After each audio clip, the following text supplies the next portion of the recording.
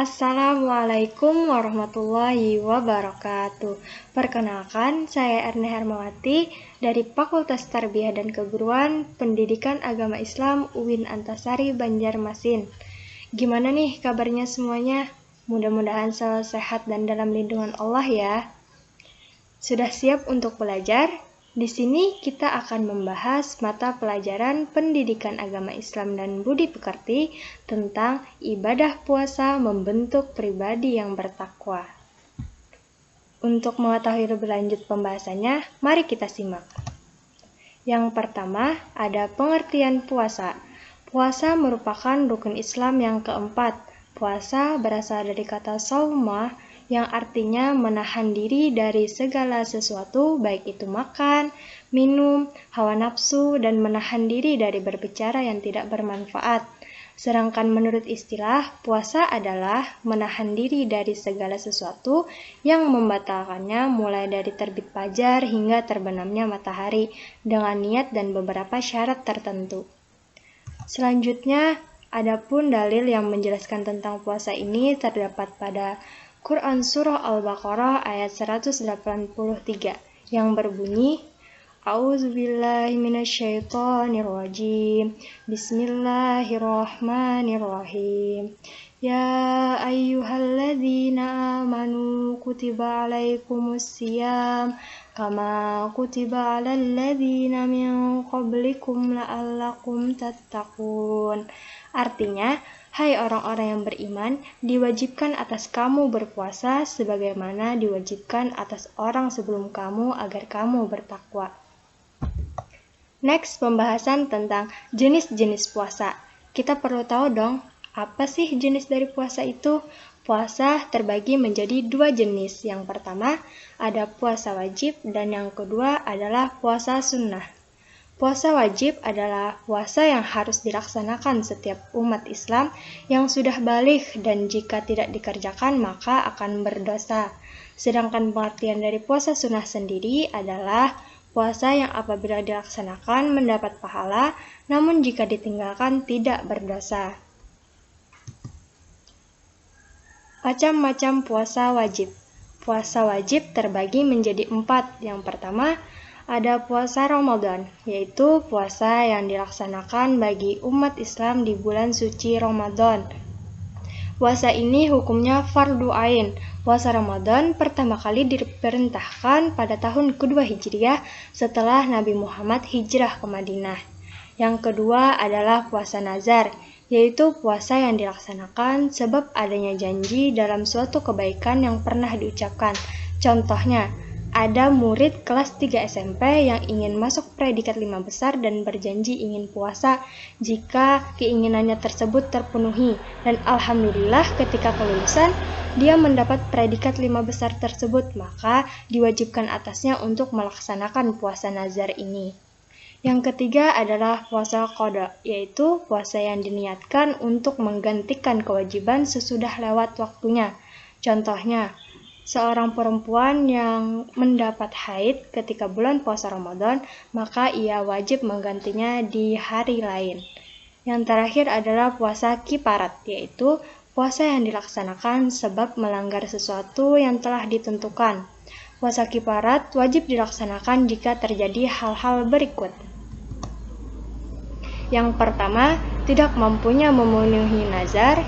Yang kedua, berkumpul dengan istri di siang hari pada bulan puasa. Yang ketiga, membunuh tanpa sengaja.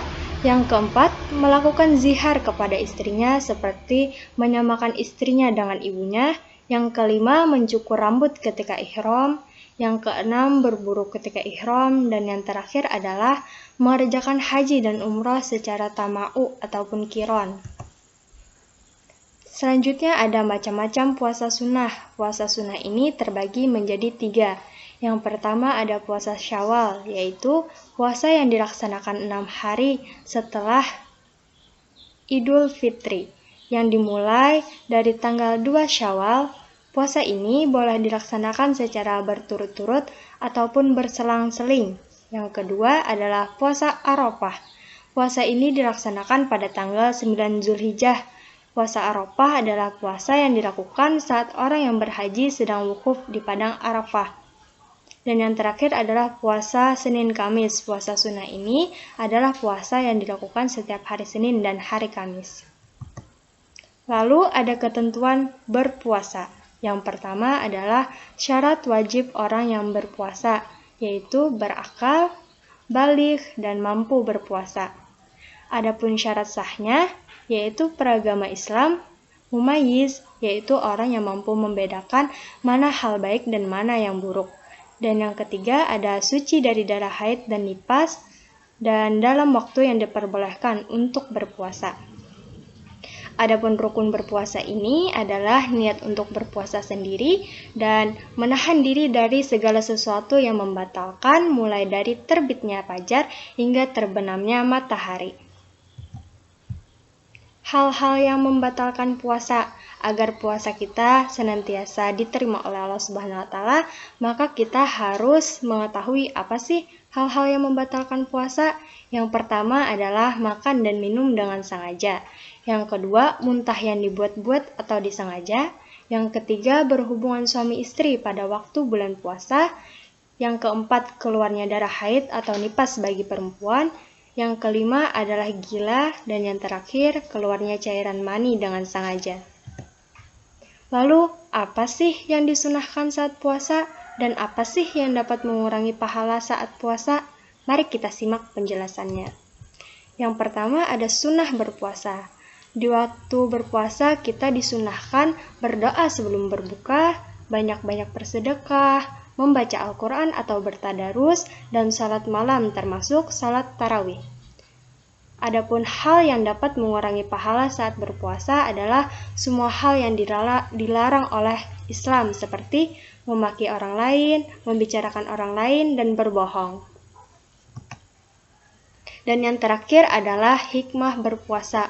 Orang muslim yang senantiasa rajin berpuasa akan mendapatkan manfaat berpuasa yang diantaranya pertama, meningkatkan iman dan takwa seseorang dan mendorong rasa syukur terhadap pemberian nikmat Allah Subhanahu wa Ta'ala. Meningkatkan iman dan takwa ini merupakan tujuan yang pertama dari berpuasa. Yang kedua adalah meningkatkan solidaritas, terlebih kasih sayang terhadap fakir miskin. Yang ketiga, melatih kesabaran bagi setiap diri manusia. Yang keempat, melatih diri untuk mengendalikan hawa nafsu. Dan yang terakhir, memberikan waktu istirahat pada organ tubuh sehingga memberikan dampak positif bagi kesehatan. Sekian penjelasan materi dari saya, semoga bermanfaat bagi kita semua. Assalamualaikum warahmatullahi wabarakatuh.